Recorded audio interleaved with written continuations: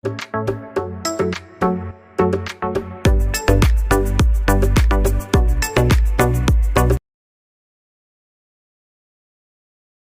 Morning, ഏവർക്കും study Nifty മലയാളത്തിൻ്റെ daily market ന്യൂസിലേക്ക് സ്വാഗതം. ഇന്ന് ഏപ്രിൽ 9 വ്യാഴാഴ്ചയാണ്. ആദ്യം തന്നെ ഇന്നലത്തെ ദിവസത്തിലേക്ക് വന്നാൽ ഒരു ഗംഭീര റാലിയാണ് നമുക്ക് ഇന്നലെ മാർക്കറ്റിൽ കാണാൻ കഴിഞ്ഞത്. സെൻസെക്സും നിഫ്റ്റിയും ഏകദേശം 4% നേട്ടമുണ്ടാക്കി. ഇന്നലത്തെ ട്രേഡിംഗ് ഡേയിൽ മാത്രം നിക്ഷേപകർ ഏകദേശം 16 ലക്ഷം കോടി രൂപയുടെ മാർക്കറ്റ് ക്യാപിറ്റലൈസേഷനാണ് കൂട്ടിച്ചേർത്തത്. ഇന്ത്യ വിക്സ് ഏകദേശം 20% ഫോളും ഇന്നലെ ഉണ്ടാക്കി. ക്രൂഡ് ഓയിൽ 6 വർഷത്തിനിടയിലെ ഏറ്റവും വലിയൊരു സിംഗിൾ ഡേ ലോസിലേക്ക് പോയി. ഇന്നലെ ബ്രന്റ് WTI ഫ്യൂച്ചേഴ്സ് 14 മുതൽ 16% ഇടിവിലാണ് ക്ലോസ് ചെയ്യുന്നത്. ഏതായാലും ഇന്നിപ്പോൾ ഓപ്പൺ ചെയ്തിരിക്കുന്ന ഓയിൽ ഫ്യൂച്ചേഴ്സ് നേട്ടത്തിലാണ്, 2% മുകളിൽ നേട്ടത്തിലാണുള്ളത്. ഇനി ഇന്നത്തെ വിപണിയിലേക്ക് വന്നാൽ രണ്ടാഴ്ചത്തെ വെടിനിർത്തൽ കരാറിന്റെ നിബന്ധനകൾ ലംഘിച്ചതായി ഇറാൻ പാർലമെന്ററി സ്പീക്കർ അമേരിക്കയ്ക്കെതിരെ ആരോപിച്ചതോടെ ഇന്നിപ്പോൾ ഓപ്പൺ ചെയ്തിരിക്കുന്ന ഏഷ്യൻ മാർക്കറ്റുകൾ മിക്സഡ് ആയിട്ടാണുള്ളത്. ജപ്പാൻ മാർക്കറ്റ് നിക്കി 0.12% ഇടിവിലാണുള്ളത്. കോസ്പി മാർക്കറ്റ് 0.47% ഇടിവിലും ഇപ്പോൾ ട്രേഡ് ചെയ്യുന്നു. ഇനി ഗിഫ്റ്റ് നിഫ്റ്റി ഇപ്പോൾ ട്രേഡ് ചെയ്യുന്നത് 23,941 എന്ന നിലയിൽ 158 പോയിന്റ്സ് ഇടിഞ്ഞാണ്. ഇപ്പോൾ സമയം 7 മണി കഴിഞ്ഞ് 10 മിനിറ്റ് ആണ്. ഇപ്പോൾ നിഫ്റ്റിയിൽ ഒരു സൂചന കാണുന്നത് 115 പോയിന്റ്സിന്റെ ഒക്കെ ഒരു ഗ്യാപ് ഡൗൺ ഓപ്പണിങ്ങിന് സാധ്യതയുണ്ട് എന്നാണ്. ഇനി US മാർക്കറ്റിലേക്ക് വന്നു കഴിഞ്ഞാൽ ഇന്നലെ വളരെ ശക്തമായിട്ടാണ് US മാർക്കറ്റുകളെല്ലാം ക്ലോസ് ചെയ്യുന്നത്. ഡൗ ജോൺസ് 2.85% ഉയർന്നപ്പോൾ നാസ്ഡാക്ക് 2.80% നേട്ടത്തിലും S&P 500 2.51% നേട്ടത്തിലുമാണ് ക്ലോസ് ചെയ്യുന്നത്. രണ്ടാഴ്ചത്തെ വെടിനിർത്തൽ കരാർ പ്രഖ്യാപിച്ചതിനെ തുടർന്നാണ് US മാർക്കറ്റുകളെല്ലാം വളരെ ശക്തമായി ഉയർന്നത്. ഒരു മുതിർന്ന ഇറാനിയൻ ഉദ്യോഗസ്ഥൻ റോയിറ്റേഴ്സിനോട് പറഞ്ഞത് ഇത്തരത്തിലാണ്: ലോകത്തിലെ എണ്ണയുടെ ഏകദേശം 1/5 കടന്നു പോകുന്ന നിർണായകമായ ഹോർമുസ് കടലെടുക്ക് സമാധാന ചർച്ചകൾക്ക് മുന്നോടിയായി രാജ്യങ്ങൾ വെടിനിർത്തൽ പൂർണ്ണമായും പാലിക്കുകയാണെങ്കിൽ വ്യാഴാഴ്ചയോ വെള്ളിയാഴ്ചയായി പൂർണ്ണമായി ഹോർമുസ് കടലെടുക്ക് തുറക്കാനുള്ള സാധ്യതയുണ്ട് എന്ന് പറയുന്നു. അത്തരത്തിലൊരു പ്രസ്താവന ഇറാന്റെ ഭാഗത്തു നിന്നും വരികയാണെങ്കിൽ അത് വളരെ പോസിറ്റീവായിട്ടുള്ള കാര്യമാണ്. പക്ഷേ ഇപ്പോഴും ഇറാൻ ഗൾഫ് രാജ്യങ്ങളെ ആക്രമിക്കുന്നുവെന്നും ഇസ്രായേൽ ലെബനനെ ആക്രമിക്കുന്നു എന്നുള്ള രീതിയിലുള്ള വാർത്തകൾ പുറത്തു വരുന്നുണ്ട്. അതെല്ലാം ഈ ഒരു വെടിനിർത്തൽ കരാറിന് കോട്ടം തട്ടിക്കുന്ന കാര്യങ്ങൾ തന്നെയാണ്. US ലിസ്റ്റ് ചെയ്ത ഇന്ത്യൻ കമ്പനികളുടെ പ്രകടനം നോക്കിക്കഴിഞ്ഞാൽ ഇന്നലെ ടെക് സൈഡിൽ ഇൻഫോസിസ് 0.29% നേട്ടമുണ്ടാക്കി. വിപ്രോ ഒരു മ്യൂട്ടർ അവസ്ഥയിൽ ക്ലോസ് ചെയ്തപ്പോൾ ബാങ്കിങ് സൈഡിൽ ഇന്നലത്തെ ആ റാലി നമുക്കിന്ന് ADRൽ കാണാൻ കഴിഞ്ഞിട്ടുണ്ട്.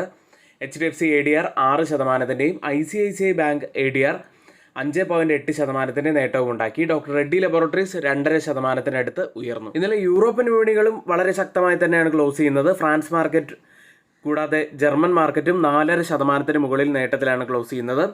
UK മാർക്കറ്റ് FTSE 2.25% നേട്ടവും ഉണ്ടാക്കി. ഇനി ഇന്നലെ RBIയുടെ മോണിറ്ററി പോളിസി കമ്മിറ്റി മീറ്റിംഗും നമ്മുടെ വിപണിക്ക് കൂടുതൽ സ്ട്രെങ്ത് പകർന്നു. ഫിനാൻഷ്യൽ ഇയർ 2027 ആദ്യ മോണിറ്ററി പോളിസി കമ്മിറ്റി മീറ്റിംഗിൽ RBI വലിയ മാറ്റങ്ങളൊന്നും വരുത്തിയില്ല. റിപ്പോ നിരക്ക് 5.25% നിലനിർത്തി. Financial year 2027 GDP growth estimate RBI 6.9% കുറച്ചു. ഇൻഫ്ലേഷൻ 4.6%, കോർ ഇൻഫ്ലേഷൻ 4.4% ആയിരിക്കും എന്നാണ് പ്രതീക്ഷിക്കുന്നത്.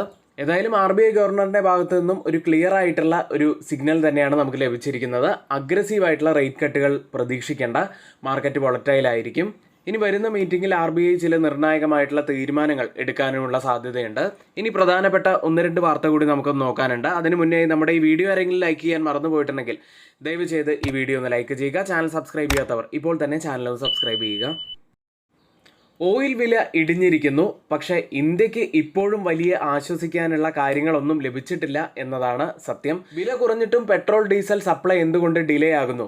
സ്ട്രെയിറ്റ് ഓഫ് ഹാർമോസ് വീണ്ടും തുറന്നിട്ടും 172 മില്യൺ ബാരൽ ഓയിൽ ഇപ്പോഴും കടലിൽ കുടുങ്ങിക്കിടക്കുകയാണ്. ഇതുമൂലം സപ്ലൈ ചെയിൻ ഇനിയും സാധാരണ നിലയിലേക്ക് എത്തിയിട്ടില്ല. ഫ്രൈറ്റ് കോസ്റ്റ് ഉടൻ കുറയില്ലെങ്കിലും ടാങ്കർ ബ്ലാക്ക് ലോക്ക് കാരണം അടുത്ത 2 മുതൽ 3 ആഴ്ചകൾ വരെ ഷിപ്മെന്റ് ഡിലേ ഉണ്ടാകാനുള്ള സാധ്യതയുണ്ട്.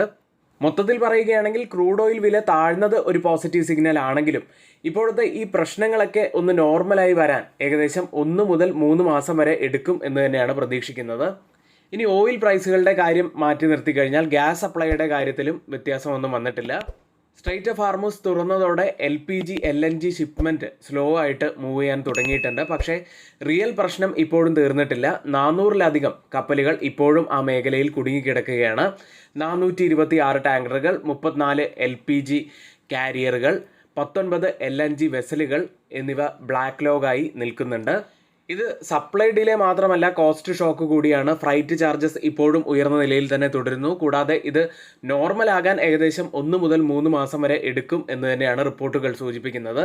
മൊത്തത്തിൽ നമുക്ക് ഇന്ത്യയിൽ LPG LNG മാർക്കറ്റിൽ പ്രഷർ ഉണ്ടാകാനുള്ള സാധ്യതകൾ തന്നെയാണ് കാണുന്നത്. അതിനാൽ വരുന്ന മാസങ്ങളിൽ പോലും ഗ്യാസ് പ്രൈസസും ഗ്യാസ് സപ്ലൈയിലും ഒരു വൊളറ്റാലിറ്റിക്ക് നല്ല സാധ്യതകൾ കാണുന്നുണ്ട് എന്ന് തന്നെയാണ് ഇതും സൂചിപ്പിക്കുന്നത്. ഇനി വിപണിയിൽ ഇപ്പോൾ ഒരു തിരിച്ചുവരവിൻ്റെയൊക്കെ ഒരു സമയമാണ്. ഈ ഒരു സമയത്ത് നമുക്ക് മാർക്കറ്റ് വലിയ രീതിയിൽ തന്നെ ഉള്ള ആ ഒരു പോസിറ്റിവിറ്റി ഉപയോഗപ്പെടുത്തണമെങ്കിൽ നമുക്ക് മാർക്കറ്റിനെ കുറിച്ച് കൂടുതലായിട്ട് അറിയേണ്ടതായിട്ടുണ്ട്. ഇനി വിപണിയെക്കുറിച്ചും കൂടാതെ സ്റ്റോക്ക് മാർക്കറ്റിനെ കുറിച്ചുമൊക്കെ കൂടുതലായിട്ട് നിങ്ങൾക്ക് പഠിക്കണം. ബിഗിനേഴ്സിന് ബേസിക് മുതലുള്ള കാര്യങ്ങൾ പഠിച്ചു പോകണം എന്നുണ്ടെങ്കിൽ നിങ്ങൾക്ക് ഞങ്ങളുടെ ട്രേഡിംഗ് കോഴ്സിൽ ജോയിൻ ചെയ്യാവുന്നതാണ്. Fundamental analysis, technical analysis, chart analysis, option ട്രേഡിങ്ങിൻ്റെ ബേസിക് മുതൽ അഡ്വാൻസ്ഡ് വരെ, സ്ട്രാറ്റജി ബിൽഡിംഗ്, ഓപ്പൺ ഇൻട്രസ്റ്റ് തുടങ്ങിയവ എല്ലാം നമ്മൾ ഈ കോഴ്സിൽ ഉൾപ്പെടുത്തിയിട്ടുണ്ട്. ഈ കോഴ്സിൽ ജോയിൻ ചെയ്യാൻ താല്പര്യമുള്ളവർ ഇപ്പോൾ തന്നെ തൊട്ട് മുകളിലെ ഈ വാട്സാപ്പ് നമ്പറിൽ ഒന്ന് മെസ്സേജ് അയച്ച് നിങ്ങളുടെ സീറ്റുകൾ ബുക്ക് ചെയ്യാവുന്നതാണ്. ഇനി ചില സ്റ്റോക്ക് ന്യൂസുകളിലേക്കാണ്. ആദ്യം KEC international. Civil transportation and distribution, cable and conductors മേഖലയിൽ 2518 കോടി രൂപയുടെ വലിയ ഒരു കരാർ കമ്പനിക്ക് ലഭിച്ചിരിക്കുന്നു. അടുത്ത ലൂപ്പിൻ എന്ന കമ്പനിയാണ്. USFDAയിൽ നിന്ന് ഡാപ്പാഗ്ലോപ്സിൻ, മെറ്റാഫോർമിൻ, ഹൈഡ്രോക്ലോറൈഡ് എക്സ്റ്റൻഡഡ് റിലീസ് ടാബ്ലറ്റുകൾക്ക് അംഗീകാരം ലഭിച്ചു. വിവിധ സ്റ്റേജുകളിൽ 5 mg, 500 mg മുതൽ 10 mg, 1000 mg വരെ വിപണിയിലെത്തും. അടുത്ത റൈറ്റ്സ് എന്ന കമ്പനിയാണ്. നാൽക്കോയ്ക്ക് വേണ്ടി ഒഡീഷയിലെ ശങ്കർജാങ്കിൽ റെയിൽവേ സൈഡിംഗ് നിർമ്മാണത്തിന് PMC കരാർ കമ്പനി നേടി. കരാർ മൂല്യം 79.73 കോടി രൂപയിൽ നിന്ന് 118.89 കോടി രൂപയായി ഉയർന്നു. അടുത്ത NHPC എന്ന കമ്പനിയാണ്. 26,069 കോടി രൂപ ചെലവിൽ 1720 megawatt Kamala hydro electric project Arunachal പ്രദേശിൽ നിർമ്മിക്കാൻ കേന്ദ്ര അനുമതി ലഭിച്ചിരിക്കുന്നു. അടുത്ത NTPC എന്ന കമ്പനിയാണ്. ഫ്രാൻസിലെ EDFുമായി ഇന്ത്യയിൽ പുതിയ ന്യൂക്ലിയർ പവർ പ്രൊജക്ട് വികസിപ്പിക്കാൻ MOU കമ്പനി ഒപ്പുവെച്ചു. അടുത്ത റെഡ് ടൈപ്പ് എന്ന കമ്പനിയാണ്. സ്പ്രാന്തി എന്ന international sports footwear brand India, Nepal, Bhutan, Sri Lanka മാർക്കറ്റുകളിൽ അവതരിപ്പിക്കാൻ കമ്പനിക്ക് അവകാശം ലഭിച്ചിരിക്കുന്നു. അടുത്ത FIDE ആക്ടിവിറ്റിയിലേക്കാണ്. FIS 2812 കോടി രൂപയ്ക്കാണ് സെല്ല് ചെയ്തത്. DIs ആവട്ടെ 4168 കോടി രൂപയ്ക്ക് ബൈ ചെയ്തു. ഇന്ന് നമ്മൾ നിഫ്റ്റിയിലും ബാങ്ക് നിഫ്റ്റിയിലും ശ്രദ്ധിക്കേണ്ട പ്രധാനപ്പെട്ട കുറച്ച് കാര്യങ്ങളിലേക്ക്. 23,997 874 പോയിന്റ്സ് ഉയർന്നാണ് നിഫ്റ്റി ഇന്നലെ ക്ലോസ് ചെയ്യുന്നത്. വലിയൊരു ഗ്യാപ്പ് അപ്പ് ഓപ്പണിംഗ് ലഭിച്ച് പിന്നീട് അത് സസ്റ്റെയിൻ ചെയ്യുകയുമുണ്ടായി. നിഫ്റ്റിയുടെ ചാർട്ട് നോക്കിക്കഴിഞ്ഞാൽ ഈ ഒരു എക്സ്പാൻഡിങ് ട്രയാങ്കിൾ പാറ്റേണിൽ നിന്നും ഒരു ബ്രേക്ക് ഔട്ട് ലഭിച്ചിട്ടുണ്ട് എന്ന് നമ്മൾ പറഞ്ഞിരുന്നതാണ്. ഈ ഒരു ബ്രേക്ക് ഔട്ട് വന്നപ്പോൾ തന്നെ നമ്മൾ കൃത്യമായി സൂചിപ്പിച്ചിരുന്നതാണ്. എന്നാൽ പക്ഷേ ട്രംപിന്റെ ഭാഗത്തു നിന്നും എന്തെങ്കിലും പ്രസ്താവനകൾ വന്നു കഴിഞ്ഞാൽ ഒരുപക്ഷെ ഡൗൺ ആവാനുള്ള സാധ്യതയും ഉണ്ട് എന്ന് നമ്മൾ സൂചിപ്പിച്ചതുമാണ്. ഏതായാലും അദ്ദേഹത്തിന്റെ ഭാഗത്തു നിന്ന് പോസിറ്റീവായിട്ടുള്ള കമന്റ്സ് വന്നു. അതുകൊണ്ട് തന്നെ മാർക്കറ്റ് നല്ല രീതിയിൽ തന്നെ ഉയരുകയുണ്ടായി. ഡെയിലി ചാർട്ടിൽ കുറച്ചുകൂടി പഴയ ഡാറ്റ എടുത്ത് നോക്കുകയാണെങ്കിൽ ചാർട്ടിൽ നമുക്ക് കാണാൻ കഴിയുന്നത് 2025 നവംബറിലും കൂടാതെ 2026 ഫെബ്രുവരിയിലും ഒരു ഡൗൺ സൈഡിലെ ഈ ഒരു ടച്ച് പോയിന്റിൽ ടച്ച് ചെയ്തതിന് ശേഷം റിവേഴ്സൽ സംഭവിച്ചിട്ടുണ്ട്. ഈ ഒരു ട്രെൻഡ് ലൈനിലാണ് ഇന്നലെയും നിഫ്റ്റിയിൽ ക്ലോസിംഗ് ഉണ്ടായിട്ടുള്ളത്. ഇന്നലെ ഒരു ക്ലിയർ ആയിട്ടുള്ള ഒരു ബ്രേക്ക് ഔട്ട് നമുക്ക് ഈ ഒരു ലെവലിന് മുകളിലായിട്ട് കിട്ടിയിട്ടില്ല.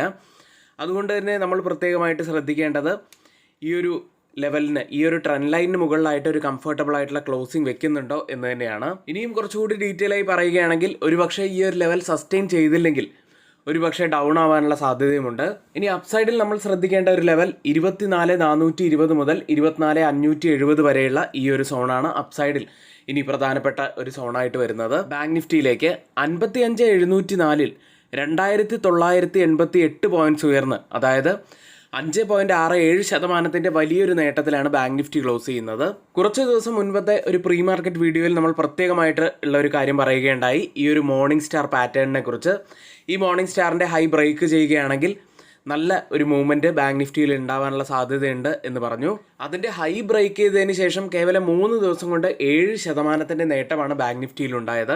അന്നത്തെ ആ വീഡിയോ ഒക്കെ കണ്ടവരുണ്ടെങ്കിൽ ദയവ് ചെയ്ത് ഒന്ന് കമൻറ്റ് ചെയ്യുക. കാരണം എല്ലാവരിലേക്കും ഈ വീഡിയോസ് എത്താൻ വേണ്ടിയിട്ടാണ് ഇത്തരത്തിൽ പറയുന്നത്. ബാങ്ക് നിഫ്റ്റിയിൽ ആദ്യം നമ്മൾ ശ്രദ്ധിക്കേണ്ടത് 56,120 അതിനുശേഷം ഈ ഒരു സോണും വളരെ പ്രധാനപ്പെട്ടതാണ്. ഡൗൺ സൈഡിൽ തൊട്ട് താഴെ തന്നെയുള്ള ഈ ഒരു സോണും വളരെ പ്രധാനപ്പെട്ടതാണ്. ഏതായാലും ഇത്തരത്തിലാണ് നിഫ്റ്റിയുടെയും ബാങ്ക് നിഫ്റ്റിയുടെയും ഒക്കെ കുറച്ച് കാര്യങ്ങൾ ഇനി നമ്മൾ ശ്രദ്ധിക്കേണ്ടതായിട്ടുള്ള പ്രധാനപ്പെട്ട കുറച്ച് കാര്യങ്ങൾ. ഇനി ആർക്കെങ്കിലും പുതിയൊരു ഡിമാറ്റ് അക്കൗണ്ട് ഓപ്പൺ ചെയ്യണമെന്നുണ്ടെങ്കിൽ ലിങ്ക് നമ്മൾ ഡിസ്ക്രിപ്ഷൻ ബോക്സിലാണ് നൽകിയിരിക്കുന്നത്. ഇന്നിവിടെ നമ്മൾ പറഞ്ഞ എല്ലാ കാര്യങ്ങളും ഏറ്റവും ഓതറൈസ്ഡ് ആയിട്ടുള്ള സൈറ്റുകളായ Moneycontrol, Mint, Reuters, CNBC, Financial Express തുടങ്ങിയ മാധ്യമങ്ങളിലാണ് എടുത്തിരിക്കുന്നത്. മറ്റുള്ളവയെല്ലാം നമ്മുടെ വ്യൂസ് മാത്രമാണ്. ഒരിക്കലും ആ റെക്കമെൻഡേഷൻ അല്ല, നിങ്ങളുടെ എഡ്യൂക്കേഷണൽ പർപ്പസിന് വേണ്ടി മാത്രമാണ് ഷെയർ ചെയ്യുന്നത്. എങ്കിൽ ഇന്നത്തെ ഈ വീഡിയോ ഇവിടെ പൂർത്തിയാവുന്നു. ഏവർക്കും നന്ദി.